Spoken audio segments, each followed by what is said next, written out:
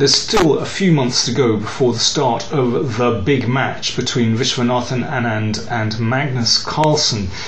But in the meantime, I thought it might be interesting to go over some of their previous encounters. They had their first classical game of chess in Morelia Linares tournament in 2007. Carlsen was 16 years old, pretty young, but already he had a rating of 2690. So already at that age, actually quite experienced and a very dangerous proposition indeed.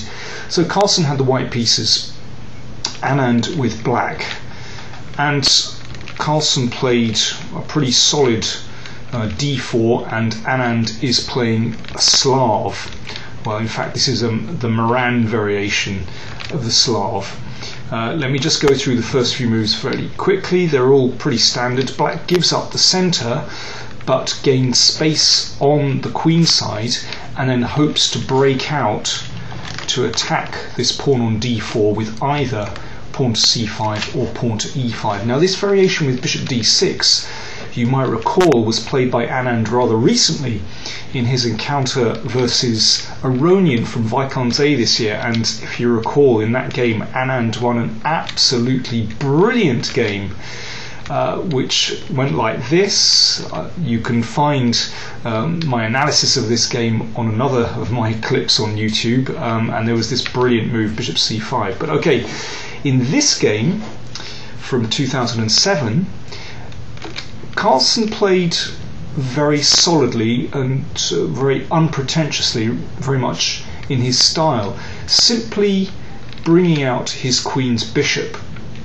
So he's not attempting to blow black off the board here.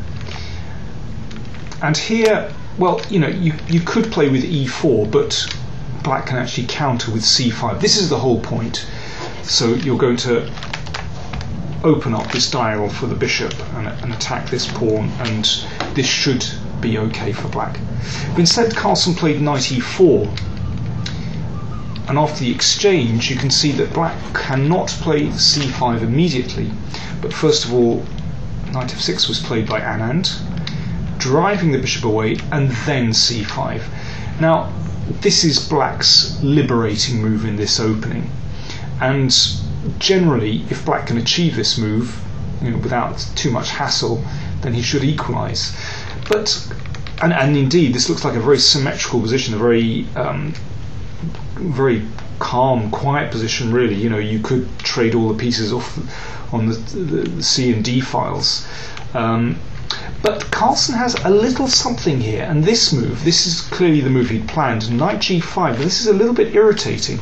You can see that white's bishops are trained on the king side, and there's a threat to take on f6 and take on h7.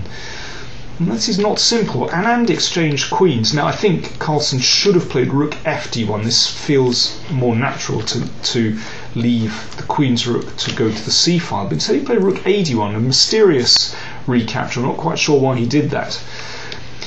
But in any case, this still looks like a difficult position for black. Now, the natural move here would be to play h6. In fact, this would be a mistake.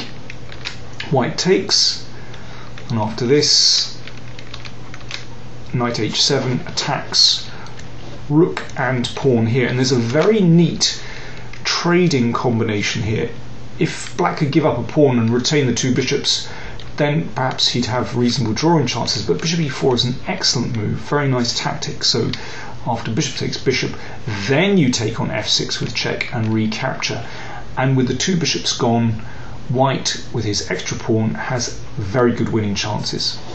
So a tricky position. Oh, let me give you another one. For example, bishop e7 also doesn't work, or not very well. White takes on f6, and bishop takes, and here it looks like white is in trouble, but there is rook d7, and because of the threat to the two bishops, in fact, white is coming out with an extra pawn here. Still opposite colour bishops, but okay, white has winning chances there. So not an easy position, but Anand found an excellent move here, king h8, It looks very strange indeed, but now the tactics work. So, for example, bishop takes knight, and if knight takes pawn, the difference is that black has rook g8, threatening rook takes pawn check. This is why the king went in the corner. White has to waste a tempo with g3, and now king g7 keeps the knight trapped in on h7, and black should be winning that position. So after king h8, it's actually not simple for white to make progress. Carlsen played g3 clearly with the idea that he was now threatening bishop takes knight, but now black is fine after this move. Bishop takes knight. Now, this one's no good because of knight h7, but instead black plays pawn takes knight, and if bishop takes pawn, white is not going a pawn up because f6 will actually trap the bishop no matter whether it goes to f4 or h4. There's either g5 or e5.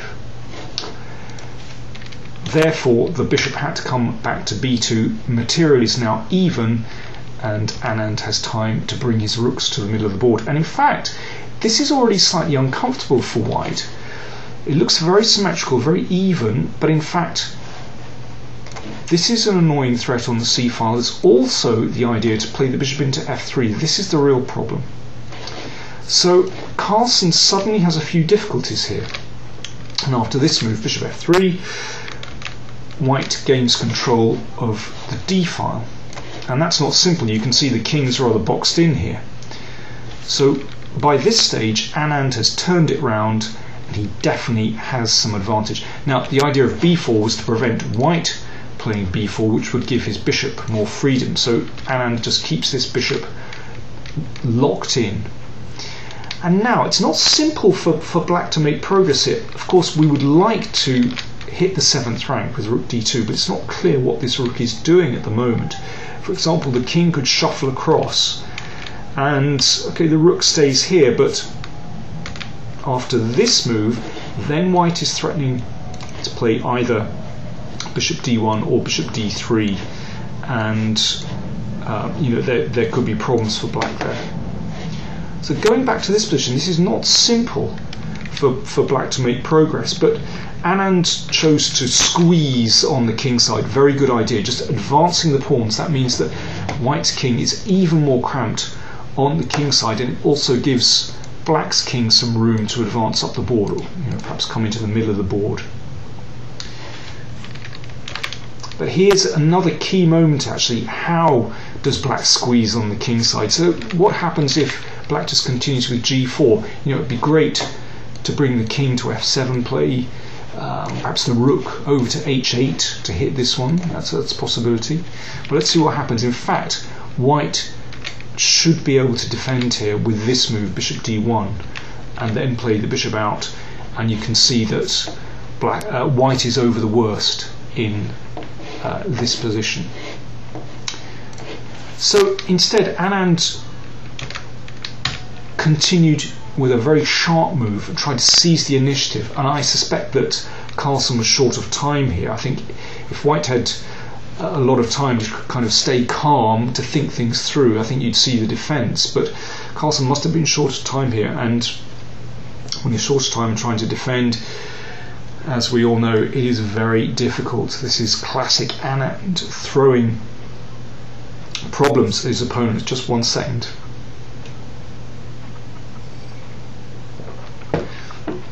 And here, Carlsen should have exchanged on f4, which looks very dangerous, because now when the rook comes to the 7th rank, the f2 pawn is threatened. But there's a very good move for white, bishop g6, and this still looks extremely scary because the rook is thundering around the 2nd rank, but in fact black can make no progress here. Problem is that rook takes bishop is threatened, and don't forget black has his own back rank problems there, so that should be enough for white to hold. But in this position, Carlsen played something tricky, but probably wasn't very good.